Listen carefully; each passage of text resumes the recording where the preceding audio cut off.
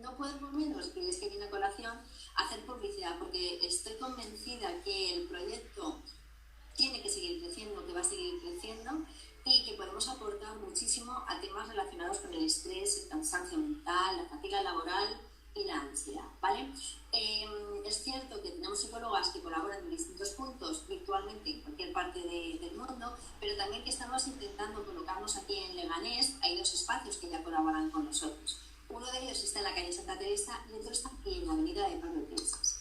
Aunque Silvia se va hasta otro sitio, ¿verdad? Y yo que lo hago Sky, que soy de Alicante. Sky, efectivamente. Entonces, dentro de las personas que están colaborando dentro del cuarto de contadores, del equipo que está dentro del cuarto de contadores, hay una que está la psicóloga, la naturópata, la acupunturera, que cuando me oye decir esto se enfada conmigo Paola, pero bueno, la acupunturera. Y luego hay un apartadito donde están las madrinas, bajo el paraguas del cuarto de contadores. En ese apartadito, como os decía, estamos Lara y yo, que somos las madrinas. Cuando preparaba el otro día este taller, según dije la palabra madrina, me vino a la mente así como que sonaba un poco arrogante utilizar la palabra madrina. Tal vez porque yo soy madrina de niños y sé muy bien las funciones que ejerce una madrina, ¿no? Es más acompañar, tutelar. Pero es que es cierto que este acuñamiento que le hemos puesto Lara y yo, porque el nombre se lo pusimos Lara y yo, encaja a la perfección con las funciones que hacemos dentro del cuarto de contadores. Porque si no sabes por dónde tienes que tirar en tu tratamiento, tanto Lara como yo podemos orientarte cuál es el mejor tratamiento. Si te sientes de bajón, no quieres salir a la calle, te acompañamos tanto emocionalmente como físicamente. Yo he llegado a acompañar físicamente a chicas que estaban haciendo terapia de Leganés. Qué guay. También asistimos en casos de crisis de ansiedad. He asistido a chicas en casos de crisis de ansiedad vía telefónica, que no estoy vía telefónica, porque la ansiedad no te avisa cuando tienes una crisis. Y por supuesto, es el último apartado donde se llevarían estos talleres. Lo que hacemos es dar una visión distinta, una oportunidad distinta de conocimiento, nuevas líneas para salir de la ansiedad a través de estos talleres prácticos que pertenecen al grupo de trabajo. Así que, dicho lo dicho, que este es el nodo. Y si puedo decir una aportación, que todo esto basándonos en nuestra propia experiencia, de que somos personas que hemos tenido ansiedad, o que tenemos ya, yo por mi caso tengo aún, pero ya es un estadio último. Pero bueno, que hemos pasado esa experiencia, entonces aparte del conocimiento también tenemos la experiencia de lo que es, de lo que se siente y eso, aportamos un poco de conocimiento y de lo que a nosotras lo que hacemos en los talleres, lo que a nosotras nos ha servido, pues lo ponemos aquí para que lo veáis. Efectivamente, Lara y yo nos sentamos al principio, nos seguimos sentando antes y después de cada taller, antes para seguir modelando los detalles y después para cortar impresiones, y definimos un guión con una serie de pasos que considerábamos que eran los pasos que tanto a ella como a mí nos han servido de manera genérica y que pueden dar luz a otras personas a salir de la ansiedad.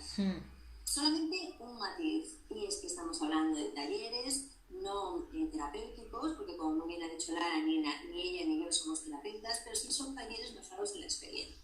Entonces, de los 5 talleres, 4 talleres que hemos hecho, empezamos trabajando la aceptación y lo que implica que la responsabilidad, cuando tú aceptas lo que tienes, eso es fuerte, y siempre lo digo así, tienes que responsabilizarte de que a lo mejor no lo estás haciendo todo bien. Hay un segundo... ¿Me oigo el Nico otra vez? Se te oye bien, ¿eh? Por lo menos yo te oigo bien. ¿Se me oye bien? Vale, es que me oigo el Nico y me desconcierto. El segundo taller, lo que estuvimos haciendo, lo que hizo Lara fue empezar a quitarnos capitas que tenemos encima de cosas que no nos gustan, reequilibrándonos un poquito. En el tercer taller trabajamos la autoestima. Yo creo que cuando se sale de la ansiedad, se coge una bolsa que debajo del brazo y empiezas a poner herramientas. Y una de las primeras herramientas que pusimos Lara y yo fue la de la autoestima. Con una buena autoestima, si no una buena autoestima, sí, identificando qué es lo que tú necesitas en tu autoestima, esa línea de autoestima debería de acompañar a todos los talleres y trabajarse poquito a poquito en cada uno de los talleres, ¿vale? Saltamos entonces directamente, que teníamos la bolsa de autoestima, dijimos, bueno, pues ya estáis preparadas, vamos a empezar a trabajar con pensamientos. Y Lara nos regaló el concepto de reestructuración cognitiva. Vamos a cambiar los pensamientos que no nos gustan a través de una serie de herramientas, convirtiéndolos en otro tipo de pensamientos. ¿vale? Pensamientos realistas, que es como nos gusta llamarlos, no positivos, pero sí realistas. Y entonces, llegamos al punto, al taller de hoy, donde tratamos las creencias. Creencias que están vinculadas directamente con los pensamientos negativos, obsesivos, los pensamientos de la ansiedad que nos afectan. Lo de las creencias, una aportación, mucha gente, yo he oído mucha gente que dice, ay, es que yo lo de los pensamientos lo he trabajado, pero es que no lo consigo. Porque no trabajan, sí, trabajan bien los pensamientos, pero no terminan de trabajar la raíz de esos pensamientos, que son las creencias. ¿Qué son?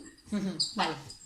Pues entonces, antes de meternos en camisa de 11 varas con lo que son las creencias, yo me apetecía dar un punto de vista para mí muy importante. Digamos que quería abordar, antes de plantar la semillita de la creencia, quería abonar bien el terreno con dos ideas. Y estas dos ideas están vinculadas con lo que son los pensamientos y las emociones.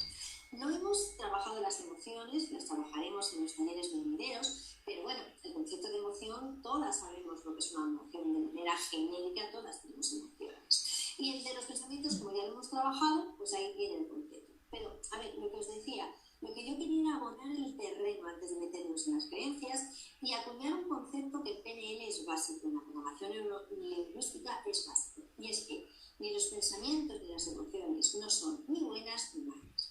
Y esto puede chirriar cuando hablamos de pensamientos negativos. Espérate un momento, ¿cómo que los pensamientos negativos no son malos? No son malos en tanto cuanto no nos ayuda a